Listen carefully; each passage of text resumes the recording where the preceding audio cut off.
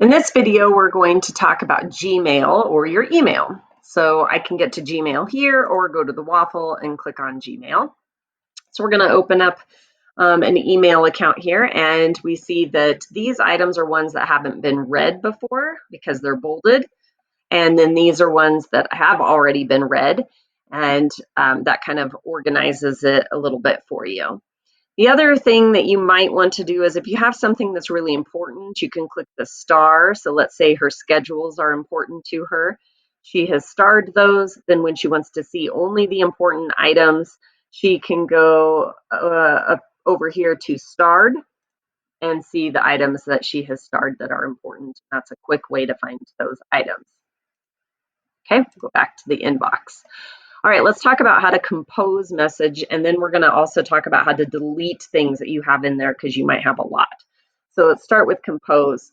This is to type a new email. So you just hit compose, and you can only send and receive messages to university schools' addresses. So if your mom has a Gmail account even, or a Hotmail, or some other Yahoo account, they cannot email you. They have to be part of university schools for you to get an email.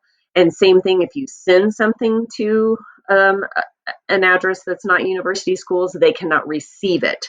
So keep that in mind. If you sent something to your aunt doesn't go to the school, and therefore your aunt isn't going to receive the message that you sent them. Okay, now to email someone, you can just start typing in their name. So we'll just start typing in my name and say, oh, there, it gives me the list of all the people with the name Amanda. I need to find the correct one and click on it. Or if you don't know but their last name, let's say we do Hollingshead.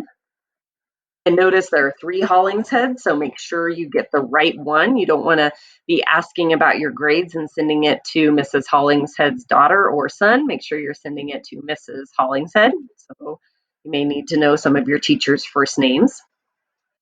It's always a good idea to have a subject in there. What is this about? And then you'll type up your email.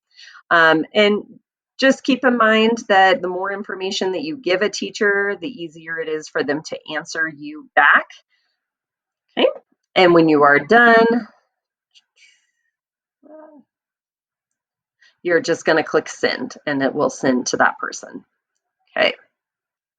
All right, let's talk about deleting emails. So you will click the little box, and then you click the trash button, and that will delete your email. Now, if you have a bunch of them to delete, that could be a lot of clicking that you need to do. So it might be easier instead to go to the box at the top up here and click that and click all. That will select everything. And then I can hit trash and delete it all. Now, what if I don't want to get rid of everything? So I haven't even read these. I probably shouldn't get rid of those. So I can unselect the things that I don't want to throw away. I'll just randomly unselect a few. Now when I hit the trash, it's going to delete everything that has a check mark, but the things that don't have a check mark will stay in my email. Okay, I think that's all the tips that I need to give you for Gmail.